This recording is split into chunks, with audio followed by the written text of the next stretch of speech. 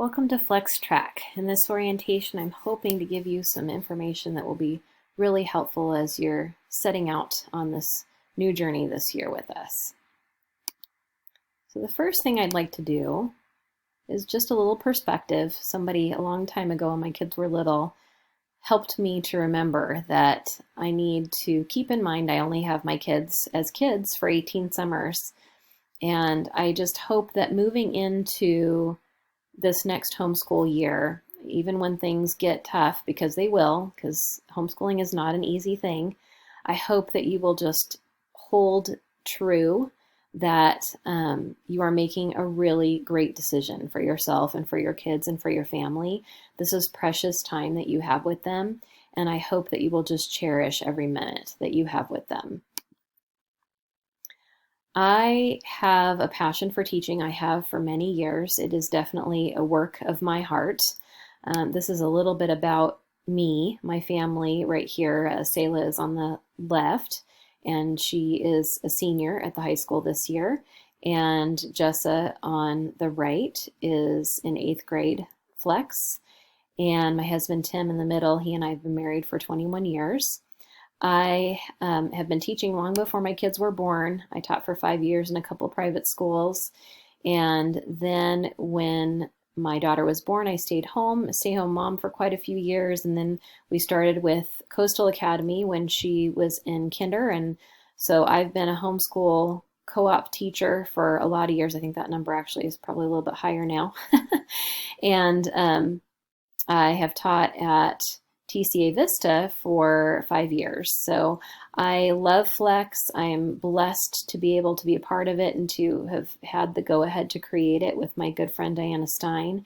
And I just really, really believe in this model, and I'm thrilled that you're along for the ride this year. Here are some things that I enjoy. That's my kitty Sadie. I have a couple at home. And this is a graphic to start out that I believe really well encapsulates our partnership.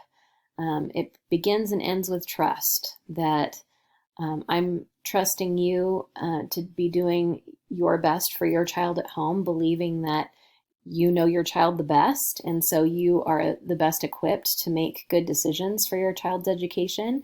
And then you in turn are trusting me to do my part in the classroom and also on the back end with communication with you to be able to tailor this program to be the very best fit for your child.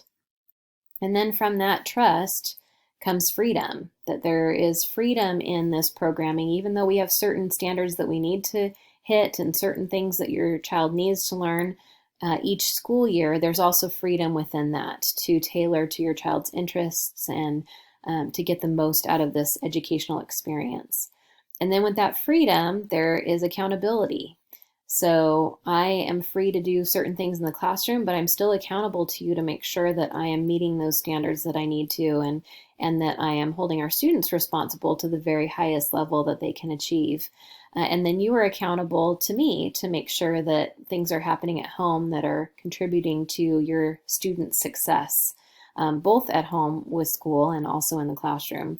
And then as we are mutually accountable to each other, and we are holding up our end of the pyramid, we continue to build more trust, and on it goes. I just love the idea of that the Classical Academies is founded on, that we are partnering with parents and trusting you that you are the primary educator and that you know best for your child. So along those lines, I've delineated some of our roles just to be really clear. So as the primary educator of your child, you are going to guide the discovery at home. You're going to model wonder and mature study skills, facilitate increasing independence, encourage your student, hold your student accountable, and reach out for help early and often when needed.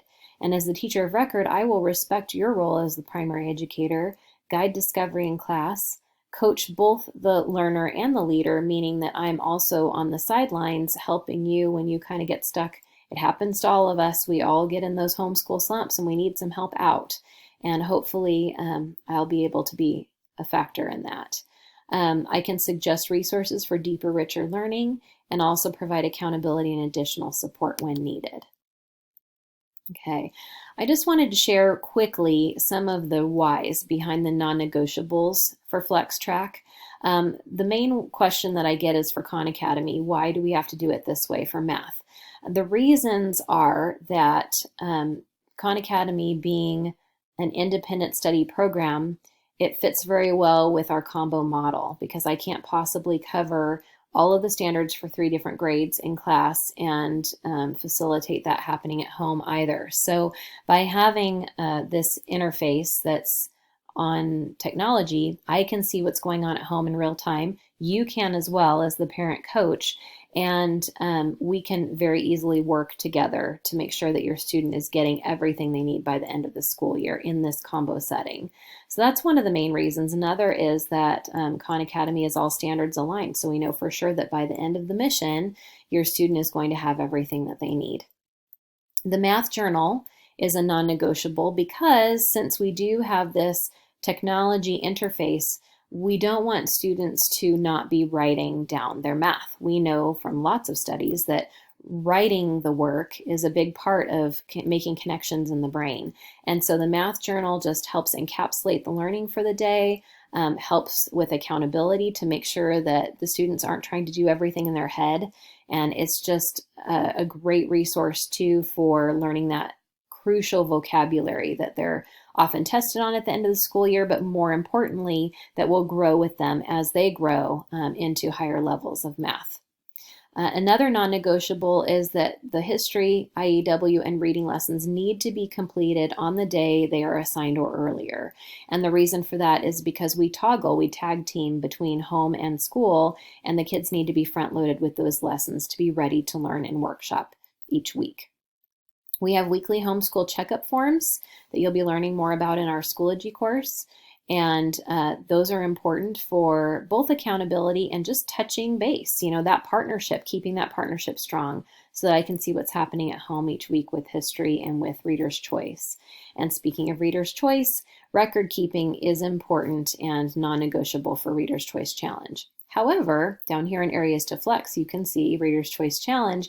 How you choose to keep those records is up to you, and you'll learn more about that in the tutorials that are available. Also, spelling, handwriting, typing, and grammar are a place where you can flex. If you aren't happy with what we're giving you, then please feel free to talk to me about it, and we can see what we can do to make that better fit the needs of your child. And then many parents decide to supplement with math. Their student is still completing that 90% or higher of the mission completion and completing those weekly assignments, but they breeze through it really quickly, or they just need another way to grasp the material. I have a lot of supplements that I can help with that, with different types of learners to make that work for your child and for your family for math. Okay, classroom expectations.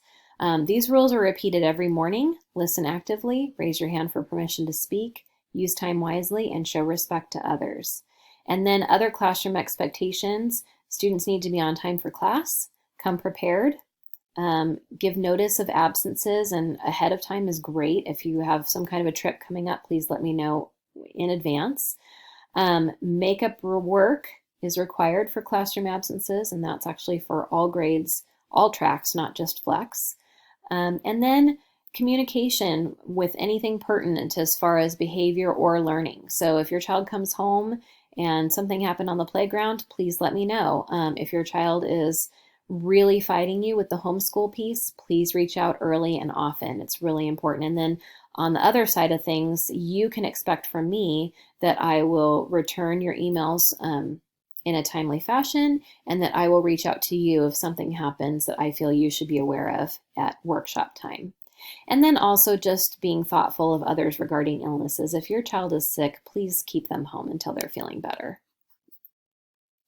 Okay, let's talk a little bit about prepping for success.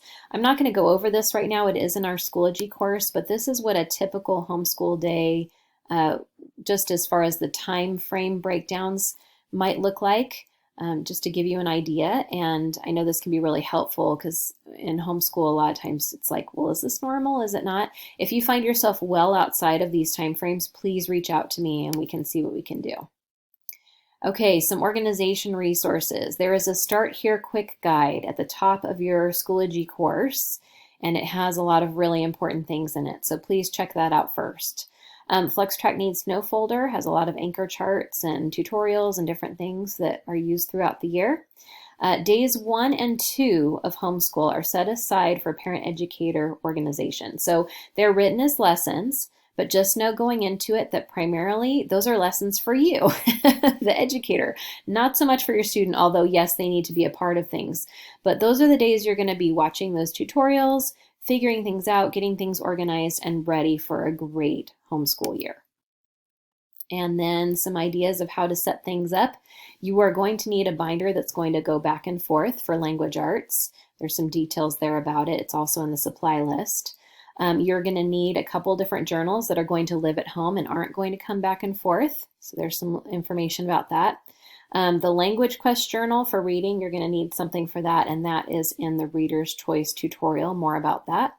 You're going to need to print and 3-hole punch the files that are there in the Start Here Quick guide.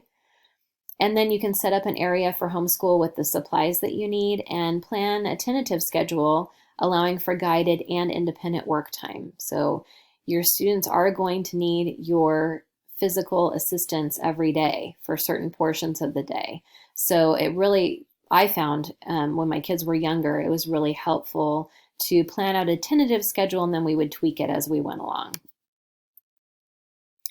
Okay, and then some new things this year. So again, if you're coming from A, B, or C track or another school, obviously everything is new at that point. But third grade, we have Logic of English Essentials, Khan Academy assignments. That's new even for those who were in Flex last year. We haven't actually done assignments in the past, so that's new. And we have our mission. IEW is going to be going back and forth between home and school. So that's our writing curriculum. In the past, writing has completely happened in workshop, and now it's going to be a shared responsibility. Our Reader's Choice program has the 40-book challenge element and then also mandated lessons. That's new this year. Homeschool checkup weekly submissions need to be happening. That's not something that you would have done if you were on A, B, or C track in the past.